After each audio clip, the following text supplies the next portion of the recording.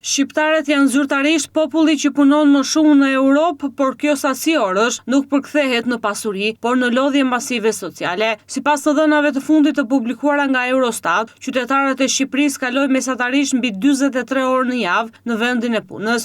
Kjo është shifra më e lartë në kontinent, duke lënë pas me një diferencë të thellë mesataren e Bashkimit Evropian, e cila luhatet tek 36 orët në javë. Zgjohen herët, kthehen vonë dhe shpesh e diela nuk është ditë pushimi, por për te statistikave ekonomike, fatura më e rëndë po paguhet në aspektin social dhe psikologjik. Sociologët dhe ekspertët e shëndetit mendor raportojnë një rritje shqetësuese të asaj që njihet si sindroma e burnout apo djegjes profesionale. Kjo lodhje kronike vjen si pasojë jo vetëm e orarit të zgjatur, por edhe e pasigurisë në punë, presioneve për të mbajtur pozicionin dhe pagave që shpesh nuk mbulojnë kostot bazë të jetesës, duke i detyruar shumë individ të bëjnë dy punë. Ndikimi në strukturën familjare është i drejtë për drejtë. Të dhënat nga studimet e ndryshme sociale në vend tregojnë se koha cilësore që prindërit kalojnë me fëmijët është reduktuar në mënyrë drastike. Raskapitja fizike dhe mendore i lë individët pa energji për socializim, për aktivitete kulturore apo rekreative. Kjo mungesë e balancës mes jetës dhe punës po krijojë një shoqëri më të izoluar, më pak tolerante